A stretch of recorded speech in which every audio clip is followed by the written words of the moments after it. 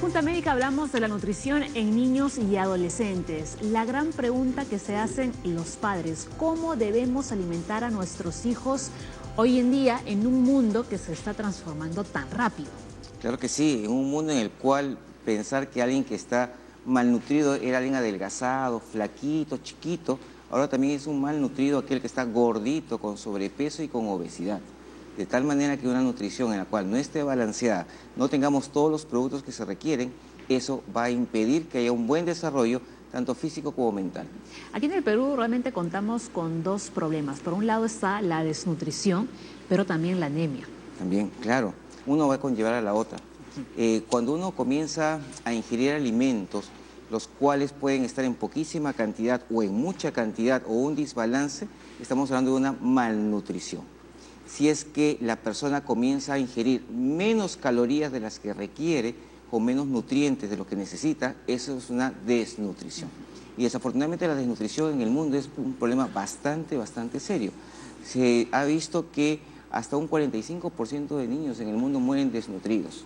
Es una problemática que abarca muchos países, sobre todo los países que están en vías de desarrollo, donde pues la parte de la pobreza es bastante grande y los servicios salubres son muy precarios. ¿No? Según el informe anual de UNICEF, ¿no?, que también se centró aquí en nuestro país, hemos visto que el rango de desnutrición ha bajado un poco, ¿no? Sin embargo, en el caso de la anemia también. Si bien en algunas zonas como Lima la desnutrición ha descendido, en otras zonas de nuestro país ha aumentado o se mantiene. Claro, está muy asociado esto con la parte económica, con la parte de los ingresos de la población, uno, y también, aunque no lo querramos reconocer, por la falta también de conocimiento, porque mucha gente no sabe a veces qué comer. Muchas veces tú escuchas en la televisión, ha subido, qué sé yo, el kilo de pollo, y es un drama nacional. No existe nada más para comer. No piensan en el pescado, que tiene muchas calorías, no piensan en la quinoa, en otros productos que tenemos y que son bastante nutritivos y que sería un reemplazo muy bueno para la comida que ha subido de precio. ¿No? Y también nos hacemos muchas bolas con el plato que nos vamos a llevar a la boca, ¿no? Cómo combinar bien los alimentos. De repente estamos comiendo demasiados carbohidratos, he ahí el problema, no los estamos combinando adecuadamente. Vamos a aprender más sobre la nutrición en niños y adolescentes de la mano de Hugo Rasuri, médico salubrista, oficial de salud de UNICEF, y también de Claudia Ugarte, pediatra del Hospital Cayetano Heredia. Doctores, muy buenos días, bienvenidos a la Junta Médica. Ahora vamos a conversar con ustedes. Recuerden que estamos en vivo, así que todas las dudas que tengan, háganlas ahora. Aprovechen que contamos con dos grandes especialistas aquí en el programa, pero siempre tengan en cuenta esto: las respuestas van a ser orientativas, nunca van a sustituir a una consulta médica. Claro que sí, porque cuando uno va a hablar de un niño que está desnutrido, hay ciertas medidas que hay que hacerle para saber si su edad corresponde con el peso, con el tamaño, y eso solamente se va a poder ver con una evaluación directa del pediatra con el niño, y hay ciertos instrumentos que se requieren. Además, ahora ha estado investigando acerca de la desnutrición crónica y nos va a presentar un informe más adelante sobre esto. A ver, dato número 1, la malnutrición abarca las carencias, pero también excesos o desequilibrios de la ingesta de energía y o nutrientes de una persona.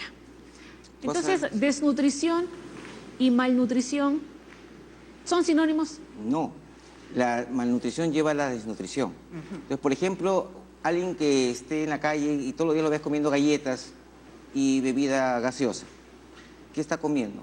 Un solo producto, no come lo suficiente que debe comer. Está malnutrido. Está malnutrido. Y esa malnutrición lo va a llevar a que la cantidad de energía que necesita, los elementos que necesita su organismo de acuerdo al trabajo que hace, no es suficiente, se va a desnutrir. Y además va a llevar a otras consecuencias que van a ver ustedes a continuación y que más adelante lo vamos a detallar punto por punto junto a nuestros invitados, ¿no? Retraso en el crecimiento, peso bajo en proporción a su altura, hambre oculta.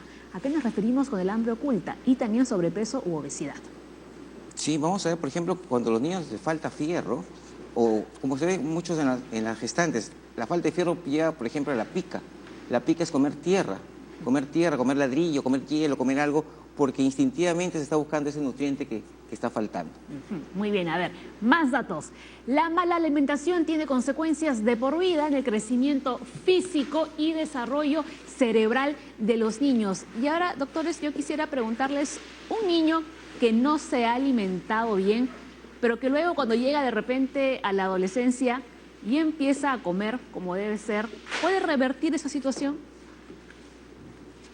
Cuando un niño tiene algunos nutrientes que son fundamentales, ¿no? Dentro de ellos, uno, como ustedes ya saben, que es importante, es el fierro, que es una de las causas principales de anemia en el país y en el mundo.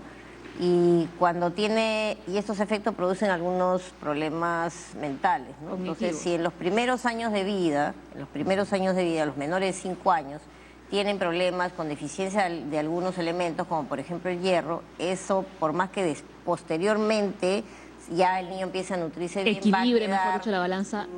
Va a quedar un déficit de todas maneras. Sí, no, es una oportunidad de oro los primeros 3 años, los primeros 5 años de vida para, no solamente en términos de nutrición calórica, sino de cada uno de los micronutrientes que necesita el organismo, ¿no? Nosotros hablamos de que además de la nutrición, por ejemplo, tiene que haber una serie de cosas en esta primera etapa de la vida, como cariño, como oportunidades de interacción con la familia, el apego con los eso padres. empieza desde que la mamá está gestando, incluso antes. Incluso antes, ¿no? Desde que ya está pensando, ¿no?, tener un bebé. Así es. Sí. Muy bien. A ver, vamos con el siguiente dato. Este ya lo hemos leído. Sí, ya está. Bueno, Leslie, ¿quieres comentar algo? Sí, justamente los primeros años, yo estaba leyendo pues los 2, 3, hasta los 5 años, por eso es fundamental la lactancia materna. No, claro, o sea, el alimento principal de todo niño debe ser la lactancia materna porque tiene varias ventajas, ¿no? O sea, primero, el tema nutricional es lo mejor que un niño puede recibir porque ahí el niño va a tener todas las cantidades de proteínas, de carbohidratos, de grasas, de micronutrientes, vitaminas, todo lo que necesita. Y además tiene algo que ninguna otra leche tiene, es que son anticuerpos que van a pasar de la mamá al niño. ¿Qué son los anticuerpos? Es como que cada vez que el niño lacta, la mamá le está pasando en su leche vacunas, digamos, como vacunas para enfermedades que ha tenido la mamá, y eso es algo que no se lo va a dar ningún tipo de alimento sustituto, ¿no? Por otro lado, no solamente es la parte nutricional, sino también es la parte afectiva del niño, ¿no? El niño va, al momento de lactar, establece un vínculo con su mamá de amor, de cariño, de protección, y eso no es sustituido por ningún biberón, ni por una cuchara, por nada. Además de eso, la lactancia materna ya se sabe también que tiene protección para varias cosas, o sea, lo protege contra infecciones, ¿no? Entonces, los niños que lactan van a tener menos diarrea, van a tener menos infecciones respiratorias y una serie de cosas más. Entonces, fomentar la lactancia materna es lo mejor que podemos hacer. El niño, desde que nace hasta que tiene 6 meses, debe tomar lactancia materna exclusiva. Y cuando decimos que es exclusiva, queremos decir que no hay que introducir nada, no necesita tomar agua. O sea, si hay un montón de calor, está un clima horroroso, no necesita tomar agua extra, nada. O sea, la agua leche de materna, frutas. no, nada. La leche materna es tan sabia, digamos, el organismo es tan sabio que la leche materna cambia de composición conforme avanza la edad del niño y conforme el clima. Entonces, en un lugar donde hay más calor, la leche materna va a tener más agua.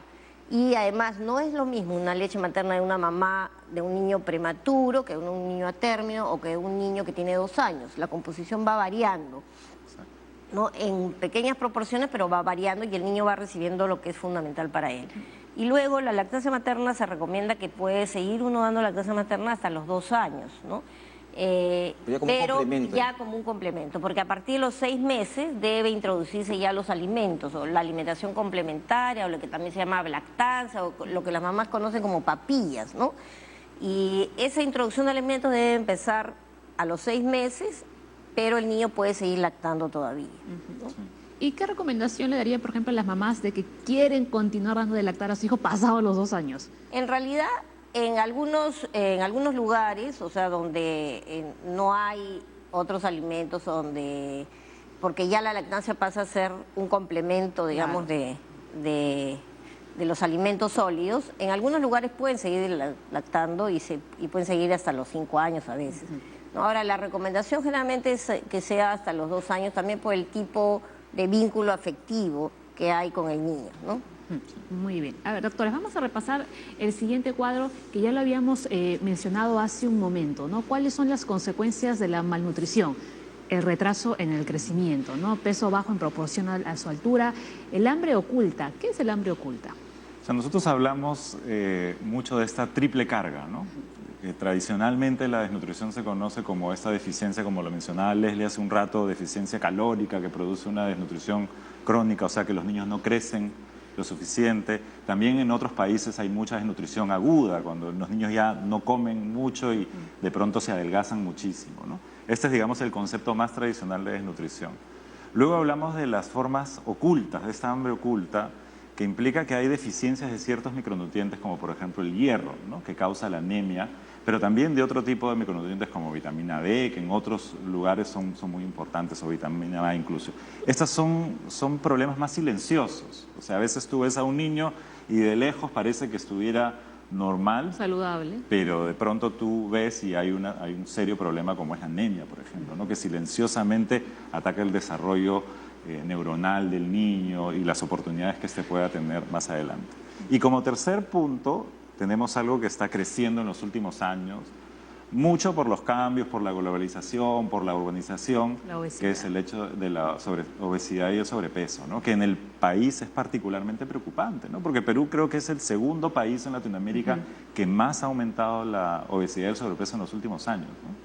Entonces, esos son los 3 componentes que nosotros resaltamos sobre los temas nutricionales. Y es en parte por el desarrollo también, ¿no? O sea, Claro, es que un país, digamos, lo que usualmente suele suceder es que para que un niño tenga una alimentación normal, debe tener una variedad de alimentos que consume. O sea, no es bueno consumir solamente un tipo de alimento, sino tiene que tener una variedad. Debe consumir menestras, debe consumir vegetales, debe consumir frutas, debe consumir carne, debe consumir huevos, debe consumir cereales, ¿no? Y toda esta variedad de alimentos en proporciones diferentes es lo que nos da una adecuada alimentación. Pero lo que pasa es que normalmente cuando hay un tema de pobreza extrema, generalmente la gente come los alimentos más baratos, digamos, o que están más disponibles de cada bolsillo, ¿no? Y esos alimentos generalmente son los carbohidratos. ¿Qué cosas son los carbohidratos? Son por ejemplo, la papa, el arroz, los fideos, ¿no? Entonces, consume un montón de esos alimentos y el niño va a empezar a engordar, ¿no? Por ejemplo, los dulces, ¿no? Por ejemplo, en la selva están acostumbrados pues, a comer mucha fritura, ¿no? El plátano frito, el maduro frito, la cecina, o sea, son alimentos, sobre todo el plátano. Claro, pero allí, por ejemplo, la cecina es un tipo de carne, ¿no? Entonces, es una proteína. O sea, las carnes en general, cualquier carne que uno coma, que puede ser pescado, puede ser cordero, puede ser res, puede ser cerdo, puede ser pollo, cualquier carne que uno consuma tiene proteínas, ¿no? Y algunos vegetales también tienen proteínas, pero, por ejemplo, la cecina es una carne, o sea, está bien, ¿no? El plátano es una fruta y esa fruta tiene minerales y tiene algunas vitaminas, ¿no? Entonces es bueno. Ahora, la fritura, cuando uno ya fríe, claro, está ahí el problema. Aceite, y ahí, bueno, como que no está muy balanceado, pero no está tan mal. La cosa es cuando uno come, por ejemplo, solamente un montón de fideos. Eso es lo que vemos ahora. Chiquitos, un plato así, gigante de fideos. Con 2 salchichas. Un plato gigante de arroz, sin nada, a veces sin nada. Y hay un asunto ahí bien interesante, porque no es lo mismo, o sea, todo esto va en cuestión de la demanda energética que tiene la persona. No es lo mismo para una persona que se come un desayuno con un plato de comida, que luego va a ir al campo a trabajar y va a tener un despliegue calórico inmenso, que la persona que hace lo mismo y luego se sienta en una oficina. Claro. Entonces ahí también hay una variabilidad. La recomendación está clara en las guías de alimentación peruanas de que nosotros todos debemos hacer varias cosas, ¿no? Intentar disminuir el consumo de azúcar, que se ha visto que está en relación con la obesidad. Intentar disminuir el consumo de carbohidratos en esta relación con el despliegue energético que va a tener la persona. Y luego hay otras cosas puntuales, como por ejemplo disminuir el consumo de sal, que está relacionado con la hipertensión también, ¿no? Entonces uno debe comer lo más saludable que sea, con una variedad de alimentos, siempre bajo en sal y siempre bajo en azúcar, ¿no? ¿no? Es que de por sí nuestra comida criolla pues es muy salada y tiene muchos condimentos, ¿no? Claro, ahora... Estamos acostumbrados a comer salado realmente. Pero ahí hay una cosa bien interesante hablando de los niños, ¿no? Sí. Porque uno puede comenzar con los niños muy pequeños y en esto es muy importante la relación que se establece cuando uno le da de comer a un niño. O sea, Se uno va acostumbra. acostumbrando el Ajá. paladar de un niño. Es Si uno verdad. desde los primeros años le da mucho azúcar, automáticamente el niño en los siguientes años no se va a sentir satisfecho, no se va a sentir contento, a menos que le pongas más azúcar y más azúcar y más azúcar. Esto después termina en problemas de obesidad infantil, que dicho sea de paso, está demostrado científicamente que están relacionados directamente con la posibilidad de tener diabetes en la adultez. Entonces, esto es algo relativamente serio y es fácil de controlar. Cuando a un niño tú de pequeño no le das azúcar en cantidades abundantes, el niño se acostumbra. Claro. Llega un momento que no deseo con tanta azúcar, prefiero agua que una gaseosa, prefiero agua que un juguito y se ve, ¿no? Digamos, lo bueno es que los niños van amoldándose a lo que uno les va enseñando, ¿no? Y entonces, de ninguna manera, y esto debe ser como una regla, o sea, un niño menor de 1 año no debe comer nada de azúcar extra. O sea, el azúcar normal que puede tener la fruta, que tiene un poquito de azúcar o algunos alimentos, pero nunca debe darle nada de azúcar extra, tampoco debe dar sal. O sea, no deben comer sal, nada, sí, cero, ¿no? Solo lo que tienen los alimentos, ¿no? Y progresivamente, cuando va avanzando en el tiempo, igual, siempre mantener azúcar bajo y sal baja, Lo ¿no? más Así natural como posible. otras recomendaciones, sí. Sí, una de las realidades nuestras, por ejemplo, en la sierra, cuando hemos hecho el rural, hay zonas que solamente comen pues puras carbohidratos. Carbohidratos.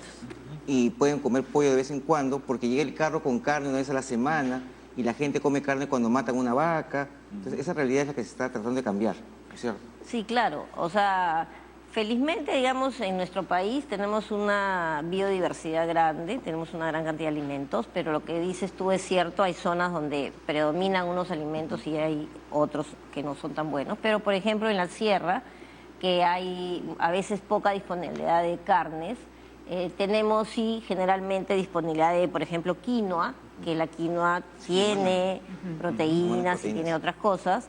Tenemos también disponibilidad de menestras, que también es otra opción para combinar los alimentos, que también tiene un poquito de proteínas. Y luego también generalmente en todos los lugares hay huevo, ¿no? Porque pues, generalmente se Granjas. crían gallinas, pollos, y entonces y generalmente no matan pues a la gallina para comerse la carne porque necesitan justamente los huevos, pero los huevos son de alto valor proteico, ¿no? Entonces lo que tenemos que hacer es acostumbrarnos a que la comida debe estar balanceada y debe tener, digamos, siempre proteínas, que son como lo que hemos dicho ya, las proteínas están en el huevo, en todos los tipos de carne, en algunas menestras, en la quinoa.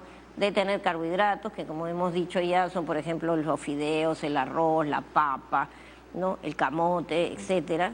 Y debe tener también un poco de grasa, de preferencia grasa vegetal, ¿no? Y vitaminas, que son las frutas y las verduras, ahí es donde están las vitaminas y los oligoelementos. Digamos, si nosotros balanceamos eso, podemos hacer que nuestro niño tenga una buena alimentación. Y una cosita más, las proteínas no necesitamos una cantidad grandaza de proteínas, sino que más o menos la proporción de una comida debe ser 10% de proteínas, 45% de grasas y 45% de carbohidratos. Eso quiere decir que, por ejemplo, para un niñito con un pedacito de este tamañito así, ¿no? De pollo, de carne, de hígado, de vísceras, Claro, un es pedazo no lo hemos suficiente, saltado, un pedazo ¿no? de O sea, carne, un pedacito, no La gente piensa es un necesitamos un churrascazo. churrascazo así, no. Es que la gente piensa así, pues. Y yo creo que ahí es un punto bien interesante tú que hablabas de algunas zonas de nuestro país. Lamentablemente todavía hay un porcentaje de la población que sí, no tiene acceso a muchos tipos de alimentos. Pero en la mayoría de casos, estos problemas relacionados con la desnutrición y con la anemia son una cuestión de entender cuáles son esos alimentos que tienen el máximo potencial para sacar el para mejor poder partido. sacar el mejor partido, ¿no? Sí. Entonces, si yo estoy pensando, por ejemplo, mi hijo está anémico o mi hijo, la hemoglobina no está muy alta, entonces no necesito buscar el bistec más caro de la carnicería. Más grandote. Necesito ver, de repente hay hígado, de repente hay sangrecita, de repente hay algún hígado de pollo, ¿no? Entonces, la chanfainita, por ejemplo, ¿no? El bofe, o sea, eso son alimentos que son muy ricos en hierro y una pequeña porción a la semana de eso va a hacer que inmediatamente Poco a poco. la anemia comience a retroceder, ¿no? Hablamos de que el huevo es un alimento increíble, pero hoy en día mucha gente le tiene miedo a la yema.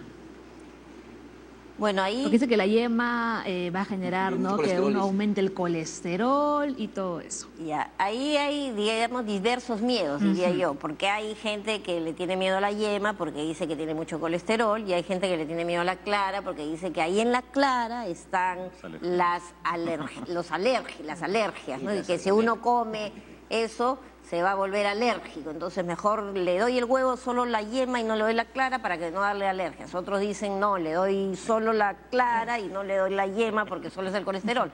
Pero no, en realidad en los niños menores de 5 años el huevo completo es lo que uno debe dar y no hay problema. Y también esto de los alergenos ya se sabe que mientras más temprano uno lo exponga al niño a diferentes tipos de alimentos, más bien las alergias van a ser menores y no al revés. Entonces, mientras yo más lo cuide, no darle esto, es cuando se lo doy después, probablemente va a ser alergia. Y si se lo doy de pequeñito, no va a haber problemas. Y siempre resaltando que lo principal en un niño pequeño, un niño que ya comienza a comer, es tener una dieta variada, ¿no? Así es. O sea, tampoco... Pero el problema, eso pasa con algunas familias, que los niños solo quieren comer lo que ellos quieren.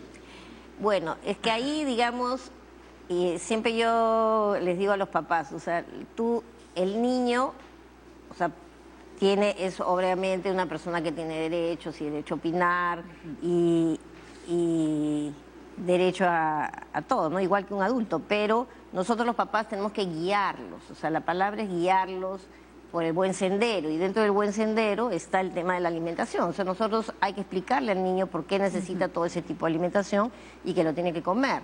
Y como lo digo, uno mientras más variada sea la dieta, va a ser mejor, y tampoco podemos, digamos, como padres o como médicos, nosotros no podemos recomendar que el niño haga, digamos, lo que le da la gana, o sea, así vulgarmente dicho, ¿no? Sino tenemos que decirles que tienen que aprender a comer porque eso va a ayudar a que se desarrolle su cerebro, a que se desarrolle todo su cuerpo, a que crezca fuerte, a que después, cuando sea un adulto, tenga toda su capacidad cognitiva al máximo, ¿no?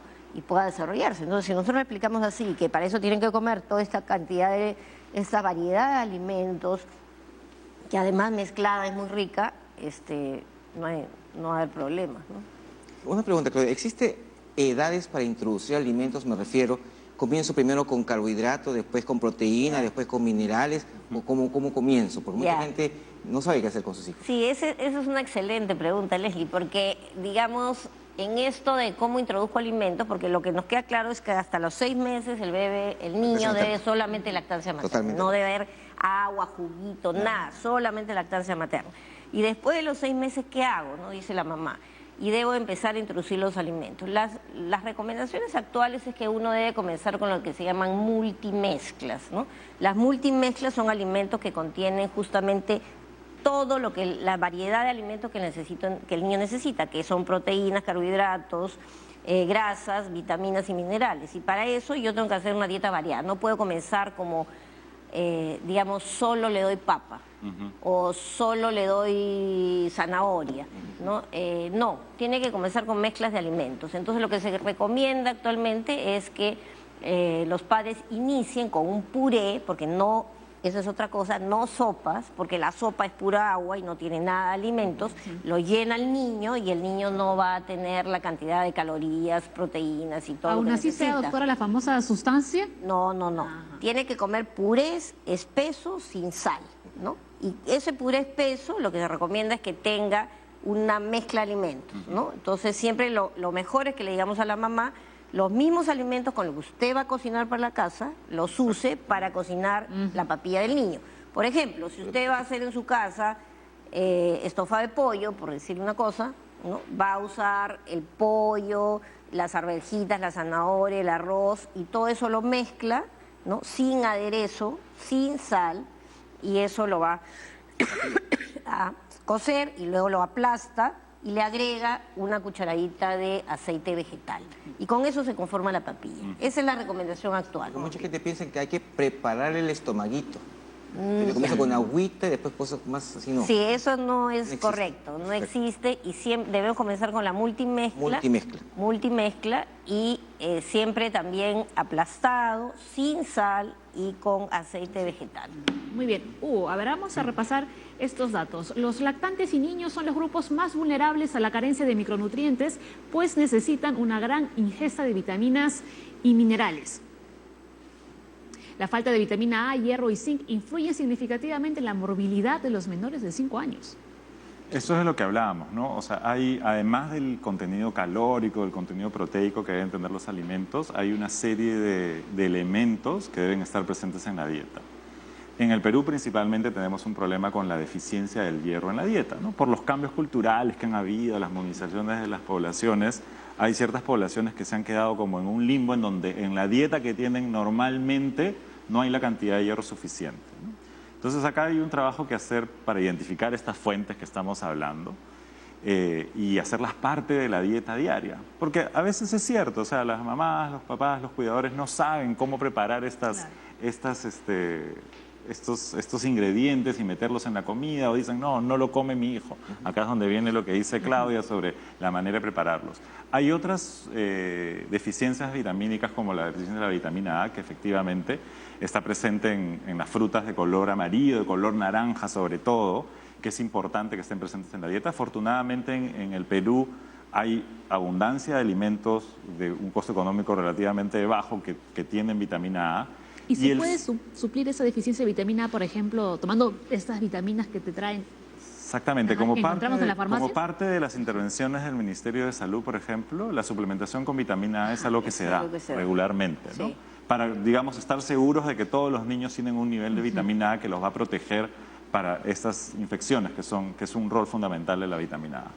El zinc, por otro lado, también está presente en muchos alimentos de origen animal, en algunas verduras, y lo que se ha encontrado últimamente es que el zinc protege a los niños de las infecciones respiratorias, hace que las infecciones respiratorias y las infecciones diarreicas sean más cortas y que los niños puedan salir más rápido de estas infecciones. Lo que se hace actualmente, se indica, es que en algunos casos, por ejemplo, de infecciones diarreicas, también se da un suplemento con zinc adicional a los niños para que puedan tener, digamos, la disponibilidad de este elemento y estar mejor preparados para enfrentar estas infecciones. Muy bien. Leslie, vamos a repasar, ¿no?, la clasificación de los alimentos según la función nutricional. Claro, tenemos los formadores, que son proteínas de origen animal y vegetal, los reguladores, que son vitaminas y minerales en frutas y verduras, y los energéticos, que son los carbohidratos y grasas que van a darle energía. Yo siempre estaba en contra de unas propagandas que salen en televisión, de que el niño lo ponen junto a las verduras y las frutas y pone, ¡ay, qué feo! Y sale la lata de un producto X para suplementarlo. Entonces, ¿cómo hacer para que ese niño comience a comer las frutas y verduras? Desde niñito comenzar a darle las multimezclas. O sea, lo que tenemos que hacer es desde pequeño empezar con la multimezcla y en la multimezcla hay verduras y frutas, ¿no? Y luego conforme pasa, digamos ya una vez que el niño llega al año y empieza ya a comer la comida de la casa, ¿no? Siempre la comida debe tener vitaminas, o sea, lo que es vitaminas y minerales que están pues en las verduras y en las frutas. Entonces siempre hay que acostumbrar al niño que va a comer y dentro de la comida tiene que haber verduras o tiene que haber frutas, ¿no? Eso es, digamos, siempre. Y lo que tenemos que tener en claro todos es que realmente, y en eso nuestro país es pionero, o sea, tenemos tanta biodiversidad, tenemos tanto tipo de alimentos que realmente comprar unas vitaminas en la farmacia donde yo voy a gastar un dinero para que me den esas vitaminas, no es necesario cuando tenemos todos los alimentos que nos van a dar estos elementos. Y no son baratos tampoco. Claro, excepto, y están muchos, las verduras, por ejemplo, no son caras, ¿no? O sea, las verduras no son caras, las frutas hay de todo precio, pero no son caras. Ahora, sí debemos suplementar algún tipo de vitaminas, ¿no? Como, por ejemplo, o elementos, por ejemplo, el hierro, ya sabemos que todos a partir de los 4 meses tienen que recibir suplemento, ¿no? Y también tenemos que recibir suplemento de algún tipo de vitaminas, como ya la dijo Hugo, vitamina A, pero en vitamina A, C y D en realidad son las vitaminas que uno debe de...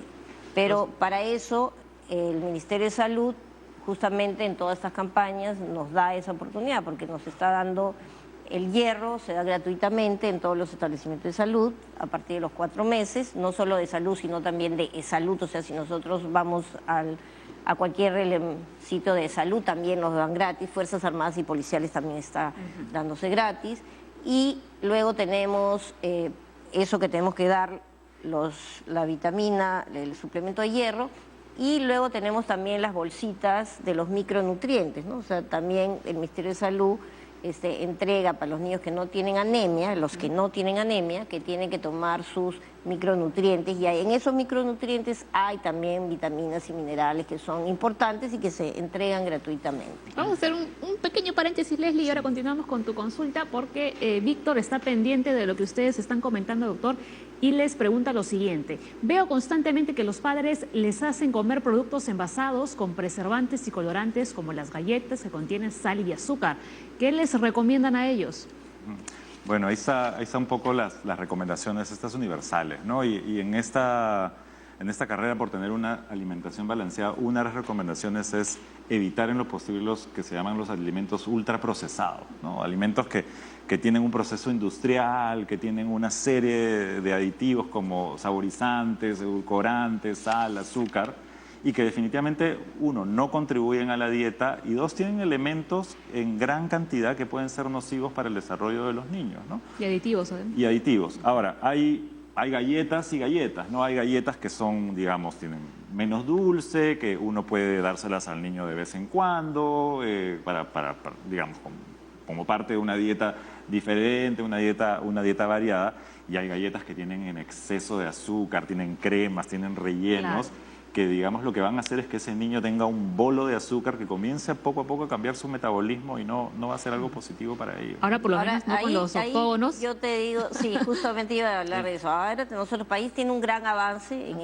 ese tema, que es que se aprobó las advertencias publicitarias, el manual de advertencias publicitarias, donde están los octógonos famosos, ¿no? Que fue un debate muy arduo en el Congreso, pero ahora nosotros tenemos alimentos que tienen los octógonos ya, ¿no? Porque desde el 17 de junio de este año ya todos los alimentos tienen que tener los octógonos, ¿no? Y las empresas están cumpliendo porque ha habido un trabajo entre el Ministerio de Salud y las empresas. Y estos octógonos son 4, ¿no? Uno que nos dice que es alto en sodio, otro que nos dice que es alto en azúcar, otro que nos dice que es alto en grasas saturadas, ¿no? Y otro que nos dice que es alto en grasas trans. Entonces yo creo que esto es una primera cosa que tenemos que ver. O sea, hay que enseñarle al niño que esta bolsita, esta galleta que tiene este octógono es malo, ¿no?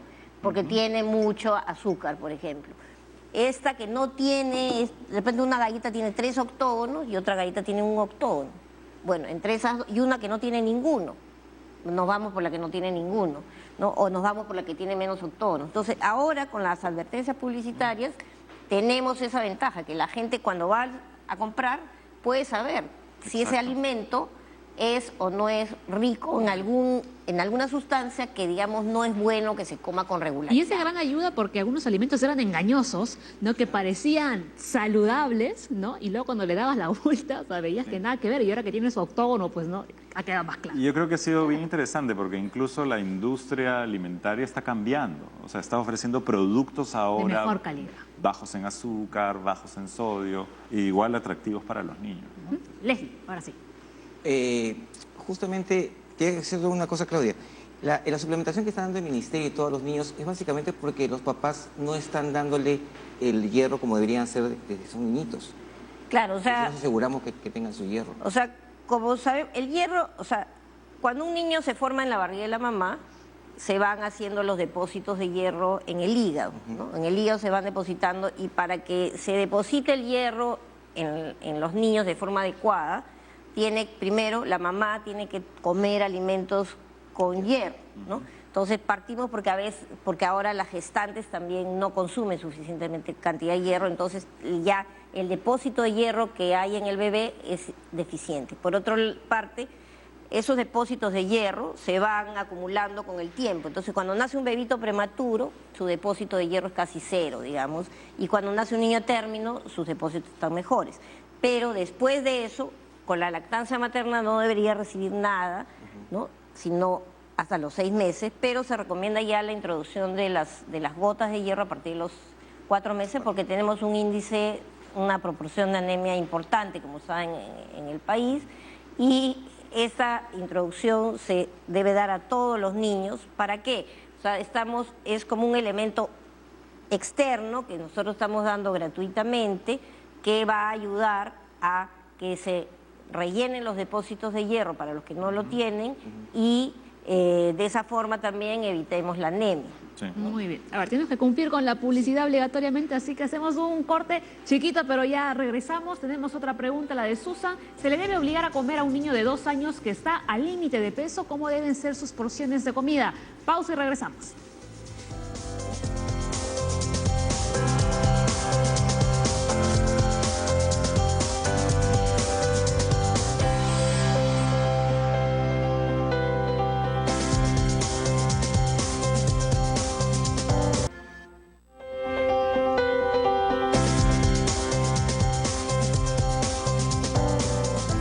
Hoy en Junta Médica estamos hablando de la nutrición en niños y adolescentes. Durante todo este primer bloque, que ha sido bastante largo, nos hemos centrado básicamente en los más chiquitines, ¿no? Luego vamos a hablar de los adolescentes también, porque cómo debe ser la alimentación, por ejemplo, que ya están en el colegio, están estudiando, hacen mucho deporte, etcétera.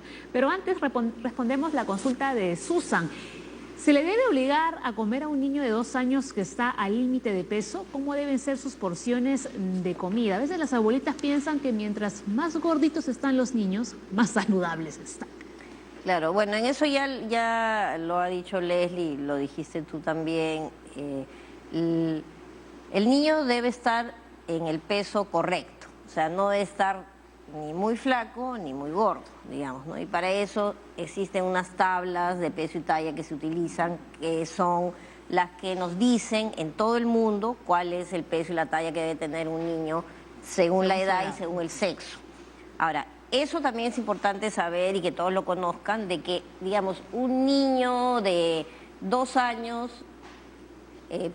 hay varios niños de 2 años, uno puede pesar, digamos, X kilos, el otro Y, el otro Z, y los 3 pueden estar en pesos normales. O sea, no es que todos los niños tienen que pesar lo mismo, porque si no pesas, no sé, 15 kilos, estás mal, porque tu amigo pesa 15 y tú pesas 12, Claro. ¿no? Entonces no es así. Más alto también. Lo que se tiene que ver es cuál es la curva de peso de ese niño y esa curva cómo está en relación a los promedios, digamos, mundiales. Y eso es lo que tenemos que ver, ¿no? Como primer cosa. En relación a la pregunta de Susan, lo que tenemos que decir es que me imagino que cuando dice límite de peso debe estar muy flaco, ¿no? Porque hay que ver 2 cosas. O sea, nosotros podemos tener límite de peso porque está muy flaquito, ¿no? O podemos tener límite de peso porque ya está al borde de tener sobrepeso. Los 2 son malos. O sea, es malo el que está muy flaco, como es malo el que está al límite de tener sobrepeso o de ser obeso.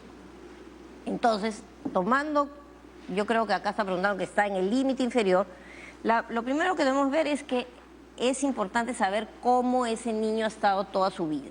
Si es un niño que está siempre en la curva de peso y en la curva de talla y en la curva de peso para talla que tenemos los pediatras cuando hacemos el seguimiento y que les damos a las mamás y que además está en el carnet de crecimiento y desarrollo que el Ministerio de Salud entrega, ahí tenemos que ver si ese niño siempre ha sido flaquito, digamos, siempre ha estado al borde de la línea, pero siempre ha sido flaco, pero sigue creciendo ahí, no me tengo por qué preocupar ni tengo por qué obligar al niño a que coma y tratar de embutir la comida, no. Lo que yo me debo preocupar es si realmente el niño, en esa curva que yo tengo, ha tenido un estancamiento o ha tenido una caída. O sea, digamos, si el niño pesa 13 kilos y no aumenta y sigue con 13 kilos durante 4, 5, 6, 8 meses, se ha estancado. O si el niño pesaba 13 kilos y ahora pesa 11 kilos, entonces yo sí me tengo que preocupar. O sea, ese es el primer concepto para todas las mamás. Si el niño está engordando, aunque sea lentamente, y es de los flaquitos, pero está dentro de la curva, no me preocupo y no tengo que hacer nada. ¿Y si es al revés? Si es que el niño no sube de peso y hace meses que pesa 13 y no aumenta ni un gramito, ahí sí me tengo que preocupar. O si el niño pesaba 13 y ahora pesa 11, ahí sí me tengo que preocupar. ¿Y qué es lo que tengo que hacer? O sea, el obligar al niño a comer no es la mejor opción, porque cuando yo obligo a un niño a comer, el niño va a tener un repudio por la comida y no va a querer comer. Entonces, lo que yo tengo que hacer es hacer entender al niño que realmente necesita esa comida y tratar de ofrecerle varias comidas durante todo el día de porciones pequeñas. O sea, ya no solamente, digamos, porque en todos los niños de 2 años se tiene que comer por lo menos cuando se levanta, a la media mañana, al mediodía, a media tarde, la comida de la noche, esos son mínimo, y por ahí algo más antes de acostarse. Entonces son 6 o 5 comidas que el niño debe comer. Entonces, lo que yo puedo hacer con este niño, si no quiere comerse toda su porción, le voy disgregando las porciones. Claro, hay O que sea, le doy dividirlas. cada ratito, le doy de comer cada 2 horas, cada 2 horas, cada 2 horas, le doy de comer. Eso es mejor que obligar a que coma. Sí. En cuanto a...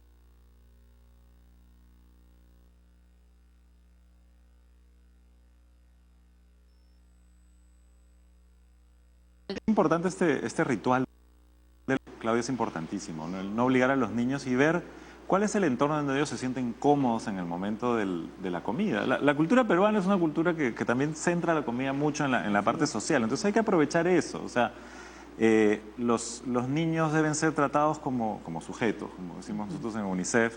A veces estamos más preocupados de que los niños, por ejemplo, no se ensucien o que coman sentaditos o que estén amarraditos, cuando de repente lo que necesita el niño es agarrar con las manos, ensuciarse, probar las texturas, y eso va a hacer que él disfrute la comida. Y eso va a ser una experiencia mucho más placentera para él que estar... Nosotros tenemos algunos videos en donde vemos niños, el típico niño en su asiento de comida, casi sujetado, en donde la mamá le está empujando con la cuchara la comida, y otros niños en donde ponen una mesita más cerca al piso, en donde ellos mismos se sientan, ellos mismos con sus manos agarran y van comiendo, y sin querer están ya recibiendo los nutrientes que necesitan. Ay, ¿cómo no existía este programa hace como 25 años? Me hubiese ahorrado muchos traumas en mi niñez, de verdad. Porque yo era de las que estaba 3 horas ahí con la comida y me obligaban a comer y no quería. Se enfriaba, lo calentaban, seguro. Nada, sí, me la comía helada. Y luego venía mi padre y me decía, traigan el embudo. No, ya no se hace eso. Menos mal, menos mal. A ver, Lenin nos ha escrito. Sí, en el Facebook nos ha puesto, ¿por qué mi hijo de 6 años no aumenta su masa muscular a pesar de que lo alimento 3 veces al día como mínimo?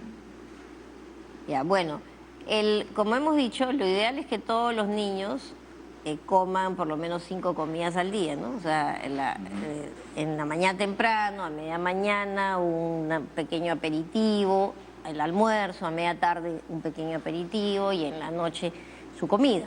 Ahora, en relación a la masa muscular, la masa, para que nosotros tengamos masa muscular, lo que tenemos que comer es proteínas, ¿no? Son proteínas. Entonces, si nosotros queremos que el niño aumente en masa muscular, lo que tenemos que hacer es una comida rica en proteínas. Por ejemplo, los deportistas tienen que usar una comida rica en proteínas y más baja en grasas y en algunos carbohidratos, ¿no?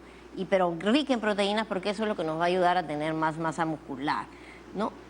Pero no solamente es el tema de la comida, ya lo había dicho Hugo, sino en realidad lo que nosotros tenemos que hacer es que el niño viva una vida saludable. Y en esa vida saludable lo que también es importante es, por ejemplo, hacer deporte. Entonces, este niño no solamente comiendo va a aumentar la masa muscular, sino va a aumentar la masa muscular si el niño comienza a hacer deporte. Entonces, el deporte de los dedos, que es estar con chateando o con el celular, no es el mejor deporte. El mejor deporte es donde nosotros hacemos, corremos, saltamos, montamos bicicleta, patineta, caminar rápido, etc. Entonces, lo que tienen que hacer es jugar. ¿No? Entonces, lo que tenemos que hacer es que el niño haga deporte, juegue y coma una rica comida con bastante proteína si queremos aumentar la masa muscular. Pero el tema de los 3 veces al día también hay que evitar. Ahora, hay un tema ahí con nuestra imagen de lo que es un niño sano de edad de 6 años, porque en la cultura peruana siempre tendemos a idealizar el niño medio regordete como un niño sano, ¿no? Entonces, un niño flaquito, que hace mucho ejercicio y que está creciendo en talla lo que tiene que crecer, es un niño sano. Claro. Es un poco también cambiar esa cultura, no preocuparnos tanto. Si hay un problema efectivamente de cantidad de músculo que también se puede medir en una consulta médica o una consulta nutricional, hay que ver ese problema, pero tenemos que acostumbrarnos también a que nuestros niños que hacen deporte, son activos, van a ser niños flaquitos que crecen en altura adecuadamente, ¿no? Muy bien. A ver, Evelyn dice, ¿qué suplementos puedo darle a mi hijo de 7 años que no quiere comer verduras? El peso es de 29 kilos y mide 1,21 m. Bueno, lo primero que tendríamos que decirle es que hay que tratar de que coma verduras, porque para comer verduras hay muchas formas de comer verduras, ¿no? O sea, no es la típica ensalada cruda, digamos, la única opción. Yo puedo poner las comidas en un pastel, puedo poner las comidas las verduras cocidas, puedo poner las verduras en un guiso, ¿no? En un puré. Entonces, lo que primero tenemos que hacer es tratar de que coma realmente verduras, más que pensar en suplementarle, ¿no? Las verduras, ¿no? Ahora, eso es lo que yo le recomendaría, que trate. Y lo otro es tratar de que el entorno sea alegre, sea divertido, donde como. ¿Qué quiere decir? No creo decir que va a estar jugando y voy a tratar de darle la comida mientras juega. No, sino que lo que voy a tratar es de que sea ameno. Si el chico tiene 7 años, mientras yo converso, mientras le pregunto cómo están tus cosas en el colegio, si le gusta el deporte o tu serie favorita, o sea, mientras yo lo distraigo, converso con él, hago del momento de la comida un momento grato, ¿no? Y de compartir experiencias, el niño va a ir comiendo poco a poco. Pero si yo lo siento y le digo, tienes que comer verduras, tienes que comer verduras, no va a comer verduras. Y recordemos también que ahí tenemos las frutas también, claro, es algo importante, ¿no? Entonces a veces para algunos niños las frutas son algo más, lo cual se pueden relacionar mejor que con las verduras, y luego ahí sí es un trabajo de los papás, ¿no? A meterle cabeza, a decir, bueno, de repente involucrarlos en el momento de cocinar. Exacto, ¿no? exacto, ¿no? O sea, ¿qué te gusta? ¿Cómo te gusta? ¿De esta verdura te gusta? Ok, ya, de esta puedes tener todo lo que quieras, y otro día introducir otra que de repente esté cercana, ¿no? Claro, porque a los niños además les llama la atención los diversos colores. Exacto, Ajá. exacto. Sí. Muy bien. A ver, Daisy nos ha llamado. Por teléfono de San Martín de Porres, tiene 34 años, dice, mi hija de 8 años mide 1,17 m y pesa 19 kilos. Me indicaron que no va a crecer mucho. ¿Le puedo dar alguna medicina o suplemento para el crecimiento? Ya, ese es otro problema que vemos mucho. O sea, vienen papás, vienen mamás que nos dicen, oye, doctora, yo quiero saber cuánto va a medir cuando sea grande, ¿no? Y a veces la mamá es como yo, que soy chata. Yo mido 1,50 m, ¿no? Entonces, yo no puedo pretender tener una niña que va a medir 1,80 m, porque hay un tema genético que también está de por medio. Entonces, tenemos que ver que en relación a la talla, nosotros tenemos que la talla va a mejorar con la comida, obviamente con una nutrición adecuada, pero también tiene un importante carga genética. Claro. Entonces, si los papás son chatos, digamos como yo, el niño no va pues ser altote, ¿no? Y repito, lo que tenemos que ver es cómo ha estado creciendo ese niño, cuál es su talla genética probable, y para la talla genética probable lo que tenemos que evaluar es la talla de la mamá, la talla del papá, y eso el médico con una fórmula va a decirle, sí señora, más o menos esta niña puede medir tanto. Pero para que esa niña llegue al máximo de su talla genética, digamos, lo que tenemos que hacer es que coma bien, que coma una comida balanceada, que haga ejercicio, ¿no? Y que duerma bien, porque otro tema para el crecimiento importantísimo es dormir bien, que duerma bien, que coma una dieta balanceada, y listo, eso es lo que tenemos que hacer, ¿no? Y también considerar que el niño tiene una talla genética que está ya predispuesta. Ahora, esta talla genética probablemente se va a ver más la diferencia cuando los niños son más grandes, ¿no? En la adolescencia. Cuando son más pequeños, o sea, yo diría que entre los 0 y 3 años sí tenemos que esperar que todos los niños, si el papá es bajo o si el papá es alto, crezcan según lo que estamos viendo en la curva de crecimiento, ¿no? Muy bien. Elizabeth llamó desde Arequipa, doctores, nos ven desde todo el Perú. Me han indicado que mi bebé de 5 meses es intolerante a la lactosa y tiene 9,5 de hemoglobina. ¿Cuánto debería tener de hemoglobina? ¿Puedo darle papillas u otros alimentos para complementar su alimentación? Bueno, acá, por ejemplo, este es un niño de 5 meses que debería estar recibiendo lactancia materna, ¿no? Y por lo que deduzco de ahí, es no estar recibiendo lactancia materna, debe estar recibiendo una fórmula, porque además le han dicho que es intolerante a la lactosa. Porque la leche materna tiene una cantidad importante de lactosa, pero es fácilmente degradable por el intestino del niño y la puede digerir. Entonces, cuando un niño lacta, no va a haber problemas de intolerancia a la lactosa prácticamente. Yo dedujo que este niño toma un biberón y por eso le han dicho que es intolerante a la lactosa, ¿no? Entonces, la primera recomendación, bueno, el bebé puede relactar, o sea, siempre se puede hacer el esfuerzo de relactar. ¿Qué significa relactar? Yo no le di de lactar, pero puedo intentar nuevamente iniciar la lactancia materna y eso tiene un proceso, ¿no? Ahora, 9.5 hemoglobina sí es anemia, porque lo mínimo que debería tener es 11, ¿no?, de hemoglobina, que es, digamos, según la edad hay unas tablas, pero digamos, el concepto general que creo que todo el mundo se debe llevar es que tiene que tener más de 11 o más de 11. Entonces lo que hay que hacer es suplementar hierro, ¿no? Y además de suplementar hierro, que se lo van a dar gratuitamente en su establecimiento de salud, le van a dar gotas de hierro para tratar la anemia.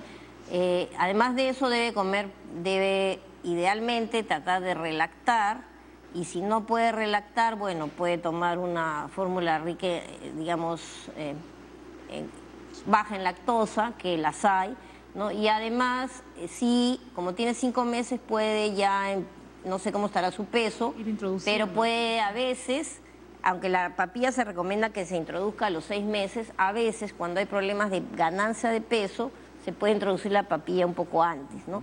Pero la papilla debe ser una multimezcla, como ya hemos dicho, que tenga todo, que tenga vitaminas, para lo cual tiene que tener frutas y verduras, que tenga carbohidratos, que son la papa, el camote, el arroz, los fideos, ¿no? Que tenga proteína, que hemos dicho el huevo, el pescado, etcétera, las vísceras, y que tenga un poco de grasa vegetal, ¿no?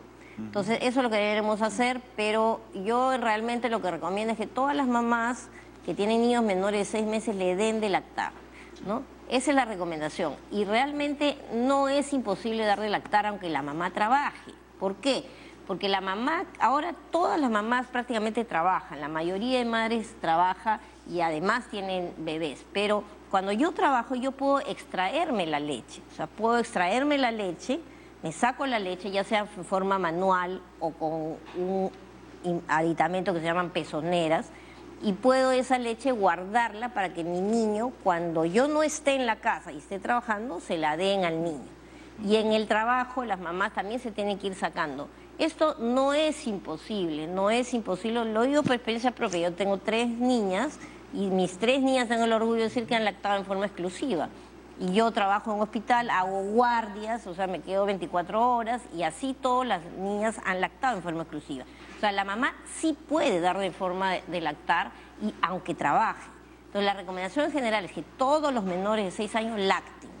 Sí. Qué mejor ejemplo que el de la doctora, de verdad. Hay una cosa específica para Elizabeth que es muy importante. Elizabeth, tienes que llevar a tu hija al establecimiento de salud. Ahí va a haber gente muy preparada que te va a aconsejar acerca de los suplementos de hierro, te los va a dar gratuitamente, te van a explicar qué comida, qué proceso puedes seguir en esta etapa en donde vas a terminar de repente de dar el lactar, iniciar los nuevos alimentos. Así que para eso están los establecimientos de salud, usémoslos, ¿no? O sea, hay mucha gente preocupada por la anemia ahorita y estos son exactamente los casos que tienen que llegar a estos lugares. Y realmente el Ministerio de Salud tiene establecimientos de salud en todo el Perú y cerca de la casa de todos ustedes hay un establecimiento de salud y ahí hay todo un equipo que los va a ayudar y les va a orientar para ver cómo podemos hacer para que nuestros niños estén mejor alimentados, crezcan mejor, no tengan anemia y todo eso. Inclusive hay un programa específico que es gratuito, que se llama el Control de Crecimiento y Desarrollo, ¿no? Que está en todo el país y que no solamente nos van a decir cómo debe crecer el niño en relación a su peso y a su talla, en relación a no tener anemia, sino que también nos van a dar pautas de cómo yo puedo hacer y qué juegos tengo que hacer, cómo lo debo estimular para que el niño realmente tenga todas las competencias que debe tener, aprenda a caminar en el momento adecuado, aprenda a coger los objetos bien, aprenda a razonar, aprenda a a todas esas cosas que hacen que un niño esté sano y crezca adecuadamente. Muy bien. Ahora continuamos con las consultas, pero antes vamos a ver, ¿no, Leslie? ¿Qué es lo que encontró Aura en su investigación sobre la desnutrición crónica? ¿Sabían ustedes que 3 alimentos bastante económicos podrían ser favorables para la recuperación de flora intestinal en niños con desnutrición severa? Últimos estudios en una universidad de Estados Unidos mencionan que el maní, el plátano, la soya y los garbanzos podrían ser bastante favorables. Por eso hemos llegado a la Universidad Cayetano Heredia para hablar un poco sobre estas últimas investigaciones y conocer cuál es la realidad en nuestro país. Así que empecemos.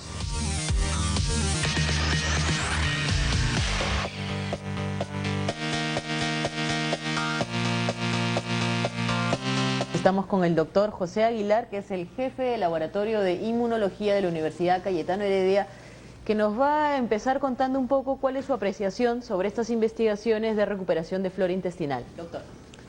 Muy bien, sí, son investigaciones muy interesantes que son sobre todo aplicables a nuestra realidad nacional y yo creo que eso hay que favorecer. Ahora, técnicamente es una investigación bastante interesante porque junta 3 tipos de alimentos de grupos nutricionales diferentes. Junta el plátano, junta el garbanzo, junta el maní, que por ser de origen vegetal diferente, tienen componentes nutricionales que se complementan unos con otros.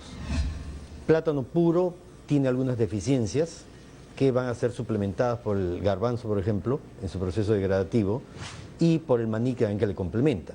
Muchos aceites, ácidos grasos saludables, están en el maní y no están mucho en el garbanzo o en el plátano. Pero mucha fibra vegetal está en el plátano y en el garbanzo, pero no está tanto en el maní. Entonces, al combinarlos en esta forma armónica, se logra un compuesto, un producto nutricional muy útil que es bastante interesante.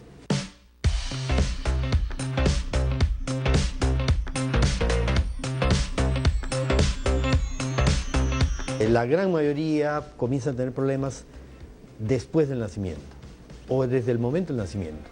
Cuando el niño nace, pasa por el conducto vaginal y ahí comienza a tomar la flora vaginal, que gran componente tiene flora también intestinal, del conducto materno de la madre, y comienza a formar su flora propia a partir de esa fuente. Cuando nace por cesárea, perdió ese contacto, entonces tiene ya ahí una desventaja.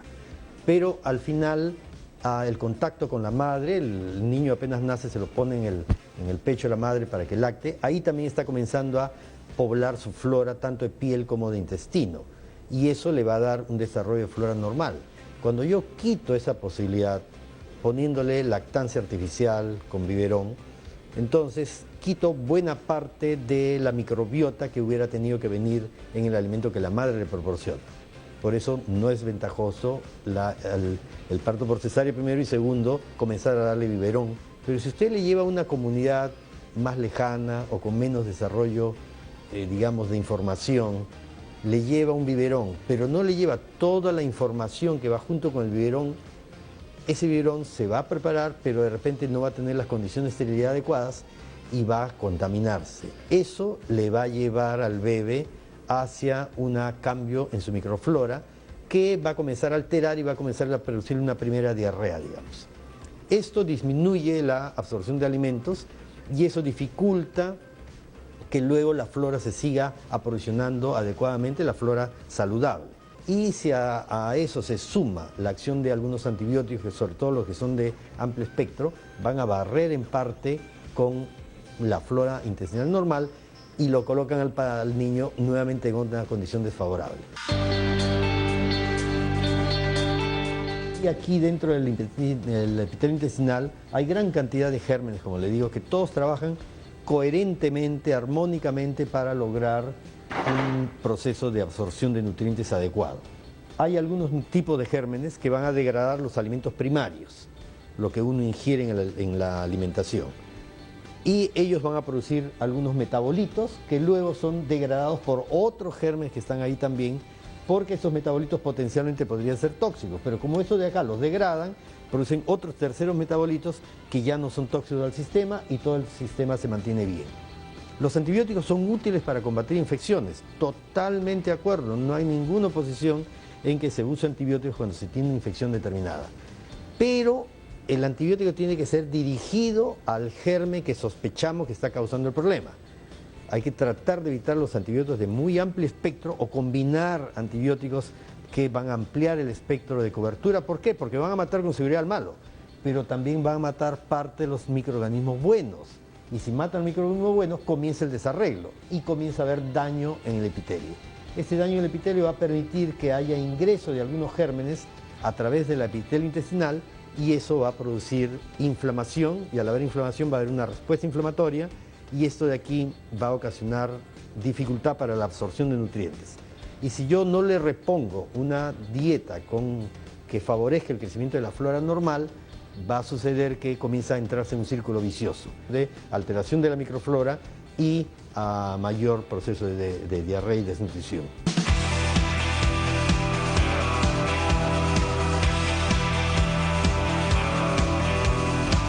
La automedicación no es para nada recomendable porque podría alterar directamente la flora intestinal y provocar también lesiones graves y por ende una desnutrición. Siempre la automedicación es desfavorable. ¿Por qué? Porque un profesional médico da una medicación para un momento determinado bajo condiciones determinadas del paciente. Si yo creo que porque es parecido el cuadro voy a tener que usar lo mismo, voy a la farmacia, vuelvo a repetir y vuelvo a repetir y vuelvo a repetir, produce gran cantidad de problemas y a veces tenemos más enfermedad por uso indiscriminado de fármacos que son automedicados que por la misma enfermedad. ¿La desnutrición en un niño puede afrontarse o combatirse de la misma manera que la desnutrición de un adulto?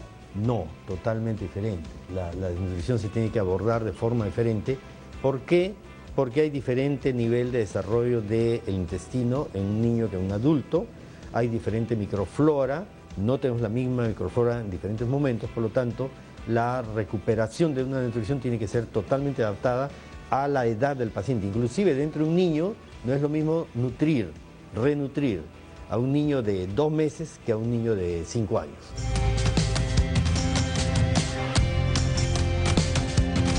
En todo caso hemos mencionado 4 tipos de alimentos, el maní, el garbanzo, la soya y el plátano. Sin embargo, aquí en el Perú tenemos otro tanto más, mucho más accesible para las diferentes poblaciones que tenemos. Por favor, menciónenos en todo caso cuáles son los más adecuados para la recuperación de flora intestinal. No digo que sea mala la combinación de plátano, maní, garbanzo, soya. No es malo, en ningún momento he dicho que es malo. Lo que pasa es que nosotros tenemos alimentos que en combinación podrían dar resultados tan buenos o mejores que los que se han publicado. La quinoa, kiwicha, el tarwi, son alimentos extremadamente útiles con composición nutricional muy saludable que podrían servir perfectamente en combinación para recuperación. Ahora, no tiene que ser solo recuperar con alimentos netamente peruanos, porque hay alimentos que no son del Perú de origen, pero que aquí crecen muy bien y que son muy útiles para hacer combinaciones para recuperación. El plátano, por ejemplo, la soya son perfectamente útiles. El maní, el aceite de sachainche es una cosa extraordinaria que aventaja bastante a varios otros tipos de aceites vegetales, que participa también del proceso de bajar la inflamación y permitir un proceso absortivo bastante bueno. La idea es que los peruanos hagamos investigación buscando estas combinaciones que pudieran dar resultados que sean publicables y que podría aportar al conocimiento mundial estas informaciones. Usted me mencionaba hace unos instantes sobre este error reincidente que cometemos las personas en alimentarnos con productos ultraprocesados o procesados que de pronto son más ricos al gusto, pero que no necesariamente son lo suficientemente saludables para un tema de desnutrición. Sí, eso es totalmente cierto y eso es para el público en general, sobre todo las madres, los padres. Los alimentos, mientras más procesados son, podría ser, entre comillas, que sean más agradables al sabor. Pero eso porque nos han entrenado así. Desde niñitos nos comenzaron a dar dulces como un premio. O sea, nos dicen, esto es bueno, por eso yo te lo doy como premio. De tal manera que se va formando en el cerebro el concepto de que ese tipo de alimentos que tienen mucho dulce, que tienen mucho sabor, son agradables. Pero eso no es cierto. La glucosa en exceso da gran problema, es parte de uno de los problemas más grandes que hay en el mundo y también en el Perú, que lleva a sobrenutrición y a las dislipidemias. Entonces, no es bueno, hay que tratar de acostumbrarse. No quiere decir que no se consuma azúcar, pero lo mínimo posible. no quiere decir que no se consuma arroz, pero no debe ser la base del alimento, como es en el Perú, la base del alimento peruano es arroz, lo cual es un nutriente que no es malo, pero tampoco no es demasiado bueno, cuando tenemos otros alimentos que son mejores que eso y que son también de precios regularmente bajos, ¿no? Doctor, muchísimas gracias por toda la información que nos ha brindado. Realmente creo que es valiosa para el conocimiento del público en general en relación a la desnutrición severa en los niños. Con esto podemos cerrar entonces nuestra ruta de la salud. Muchísimas gracias, doctor.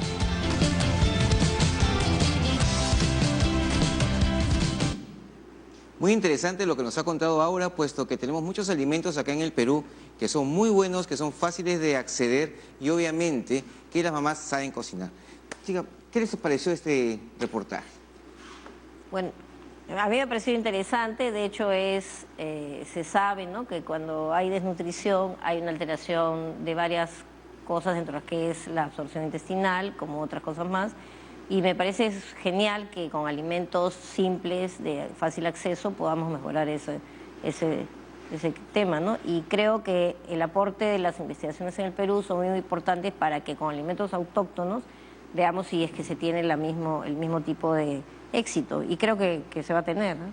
Sí, yo creo, y también hace hincapié el doctor Aguilar en un par de cosas que hemos mencionado ya, la importancia de la lactancia materna, la importancia de no introducir biberones, que como él muy bien lo dijo y no lo habíamos mencionado, o sea, tal vez en una condición de esterilidad es algo que no va a producir tantos problemas, pero en la mayor parte del país donde hay deficiencias graves de agua y saneamiento, el biberón termina siendo una fuente de contagio de enfermedades, ¿no? Entonces, y bueno, mencionó también el tema del aumento de las cesáreas, que es otro tema completo, pero es uno de los grandes problemas que tiene consecuencias, como estamos viendo. También mencionó algo interesante, que las mamás, cuando el niño se enferma, le dan el mismo medicamento y le están barriendo la flora también. O sea que aparte que no están bien nutridos, le quitamos la flora que va a ayudar a absorber los nutrientes que requieren. Claro, y mencionó también el tema de los antibióticos, ¿no?, que creo que es vital de importancia, porque mucha gente, muchas mamás y muchas abuelitas creen que el antibiótico es la solución a todo. Entonces, si le duele algo, hay que darle antibiótico, si le duele la garganta, hay que darle antibiótico. Y más bien tenemos que saber que en niños la mayoría de infecciones son infecciones virales, que no necesitan ningún tipo de antibiótico. Entonces, hay que manejar con cuidado, y si no le prescribe el médico, no deben de darse. Muy bien. A ver, Natsuki les pregunta, doctores, ¿qué alimentos ayudan a mejorar la memoria de los estudiantes para que tengan un buen rendimiento escolar? ¿Qué alimentos favorecen el crecimiento de un adolescente de 14 años? Pausa y contestamos la pregunta.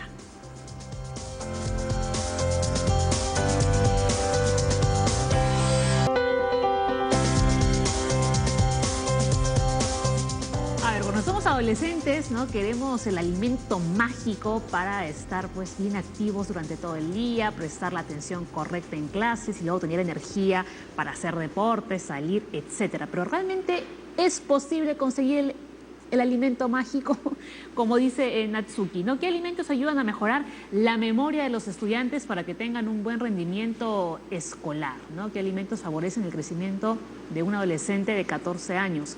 Y Dora hace una pregunta similar. ¿Qué alimentos son los ideales para los adolescentes que están en crecimiento? O sea, realmente hay un listado en concreto de determinados alimentos que sirvan para ayudar en el crecimiento y la memoria. Sí, no, bueno, justo hablábamos en el corte que en realidad no existe una receta mágica de un alimento que va a mejorar la memoria o un alimento que lo va a hacer crecer más o esta vitamina específica, sino lo que hemos dicho hasta ese momento, esta variedad de alimentos, la combinación, que deben incluir, en el caso de los adolescentes, una porción considerable de proteínas, una cantidad de energía con carbohidratos y grasas que debe estar presente, y siempre también balanceándola de acuerdo a la demanda energética que tiene un adolescente. Hay adolescentes, por ejemplo, deportistas competitivos que necesitan una gran cantidad de proteínas en sus dietas, pero digamos, para un adolescente promedio que tenga una dieta variada, que tenga verduras, que tenga un poco de proteína de fuente animal, huevo, leche, y que no tenga todas estas cosas que hemos dicho anteriormente, que no sea excesiva en azúcar, que no sea, que tenga mucha sal, es lo indicado. Adicionalmente, para la concentración y para lo que nos pregunta nuestra amiga, la memoria, yo creo que la vida saludable de un adolescente es algo fundamental. O sea, que un adolescente haga actividad física, que un adolescente duerma bien, es vital para que esté activo y despierto durante el día. Porque cuando uno está en la universidad a veces abusa de esas bebidas energéticas pues, para mantenerse activo, que Exacto. tienen grandes cantidades de azúcar. Claro, esas bebidas energéticas no solamente tienen gran cantidad de azúcar, sino tienen, por ejemplo, gran cantidad de cafeína, ¿no? De algunas Taurina y otras sustancias, que sí. no son indispensables. Entonces, lo que hay que hacer es vida saludable, o sea, acostarse temprano, evitar los excesos de alcohol, comer una comida rica en todos los alimentos que hemos dicho, en proteínas, carbohidratos, grasas, vitaminas y minerales, hacer ejercicio, ¿no? Y con todo eso vamos a lograr un desarrollo adecuado del adolescente, ¿no? ¿Suplementarse con vitamina B es aconsejable?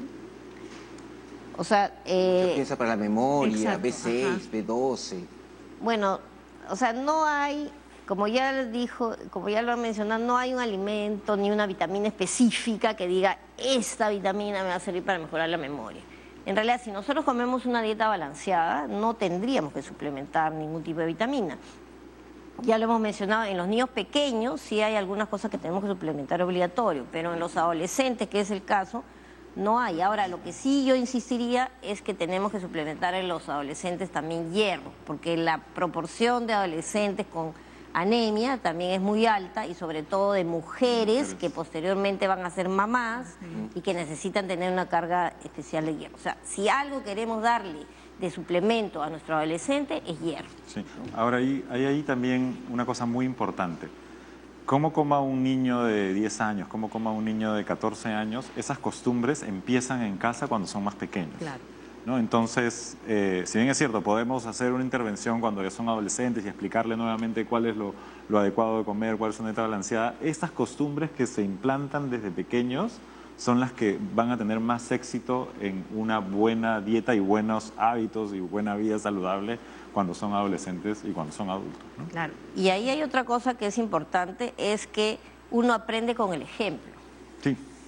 O sea, uno aprende con el ejemplo. Entonces, si en mi casa, si yo le digo a mi hijo que tiene que comer verduras y frutas, o a mi hijo adolescente que no exceda con las bebidas gaseosas, o no exceda con comerse todos los snacks estos envasados, con todos los stickers puestos ahí de advertencias, porque son altos en todo, y el papá o la mamá hacen lo mismo, o sea, todo el día toman gaseosa o todo el día se comen estos snacks, el niño va a decir, oye, ¿y por qué yo no puedo si ellos pueden? ¿No? Entonces, en realidad, ese tema de que todo se aprende con el ejemplo. Entonces, los padres también tienen que cuidar su alimentación porque los hijos aprenden de lo que ven.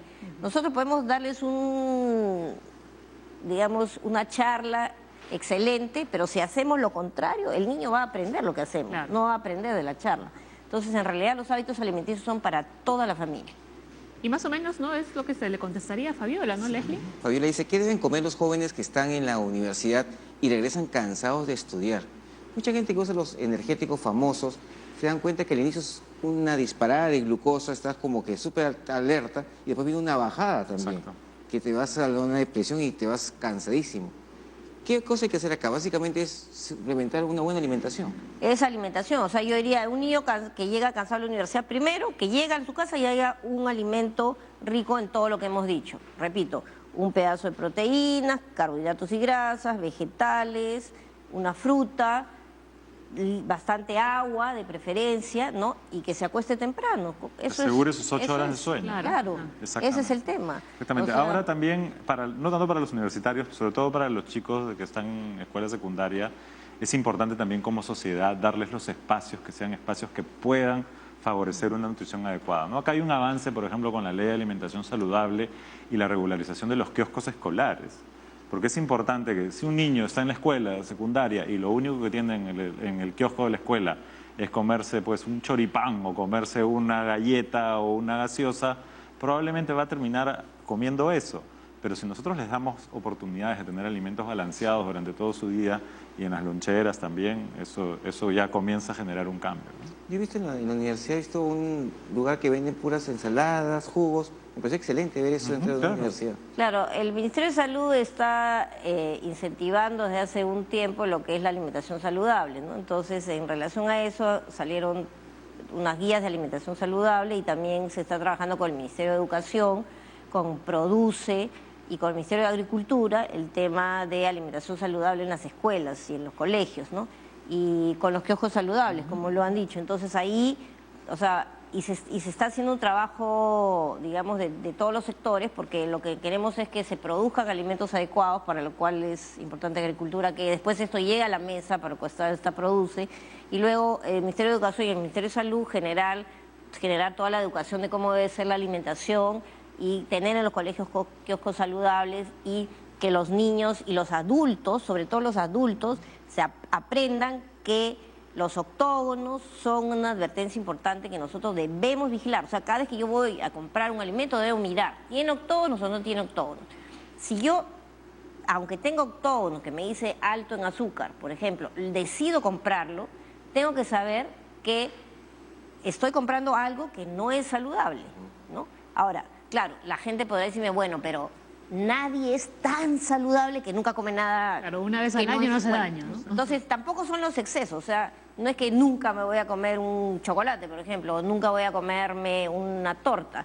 Pero en la vía diaria, rutinaria, debemos evitar. Y esos octógonos, la decisión es nuestra. Nosotros nos están diciendo, no me compres, porque eso no es bueno. Mira, acá tengo 1, 2, 3, 4 razones. Si yo decido comprarlo, lo compro, pero sé que de repente para una vez, para darme un gustito, está bien, pero no una cosa rutinaria. Claro, ahí dice, ¿no? El consumo excesivo. Así es, excesivo. A ver, Susan, vamos a regresar de nuevo a los niños. ¿A qué edad se recomienda el consumo de miel o miel de propóleo? ¿Cómo compensar la nutrición de un niño que tomó poca leche materna?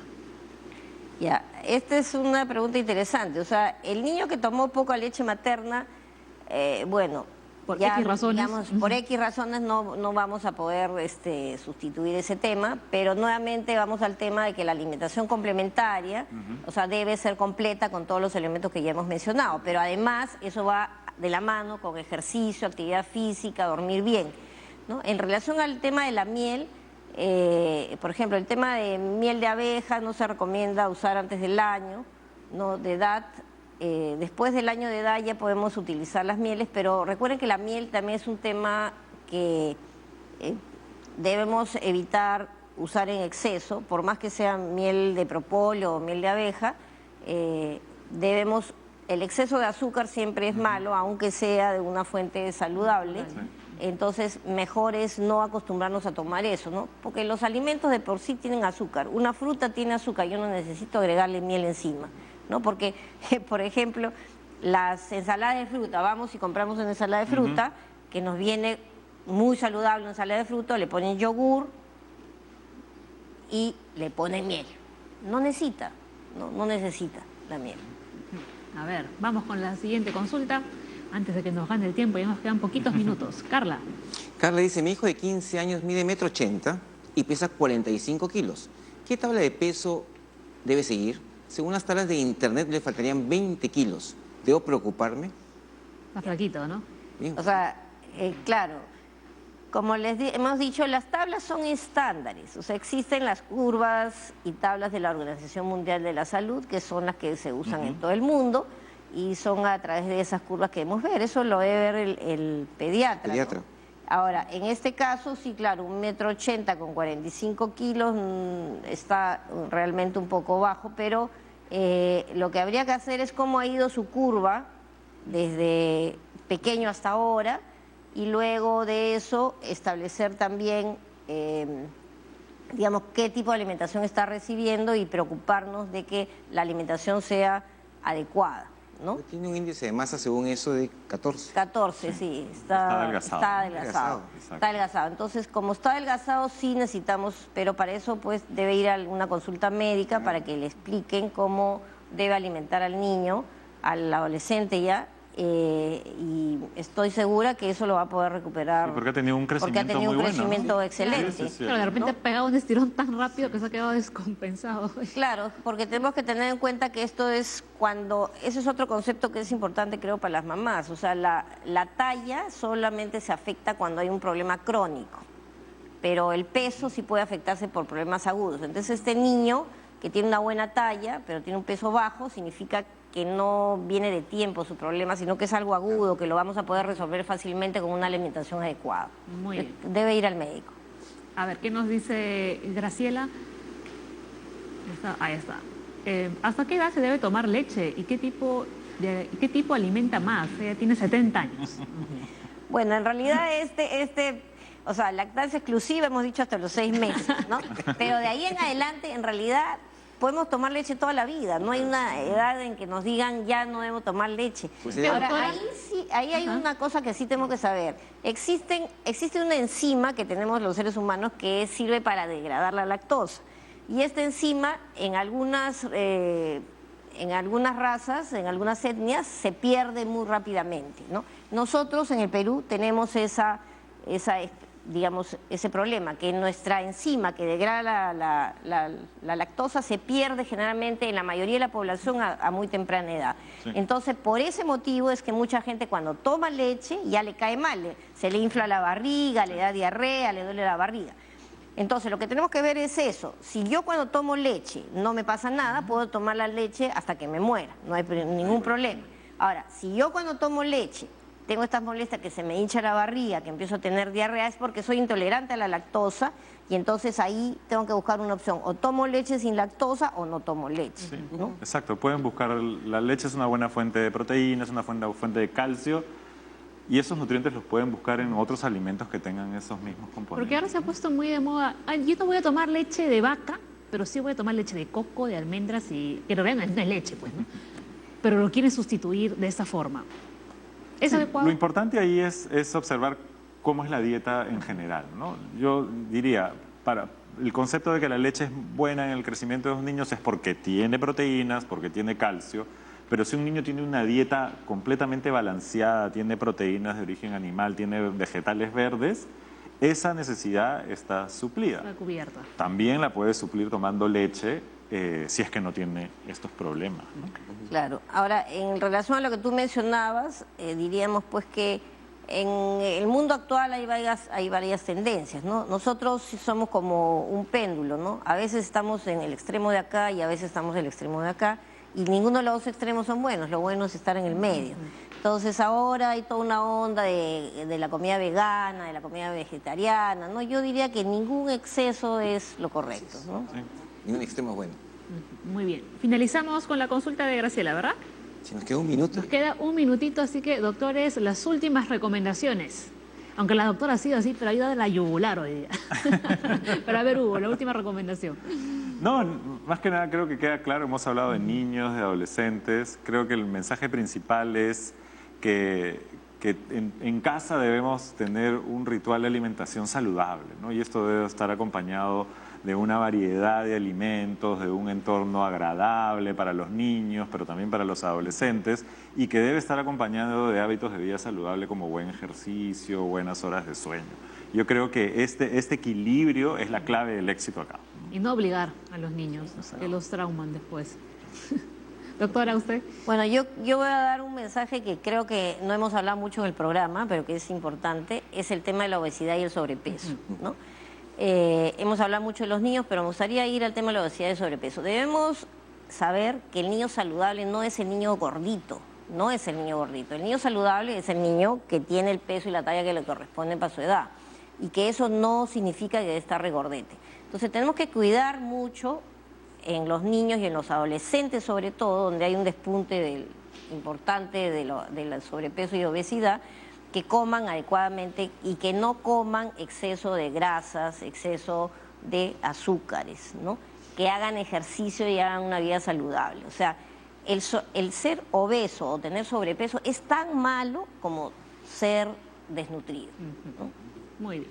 Sí, y por favor lleven a todos sus niños a lo que es el control con el pediatra. Ahí está lo que es el crecimiento y desarrollo. Si está por bajo de peso, de acuerdo a su talla, el pediatra le va a decir qué hacer. Y los suplementos están dándose gratuitamente en el Ministerio de Salud, en eSalud. Así que depende de usted que su niño crezca sano y fuerte. Muy bien. No hay tiempo para más. Muchísimas gracias por haber estado hoy en la Junta Médica. Hasta mañana.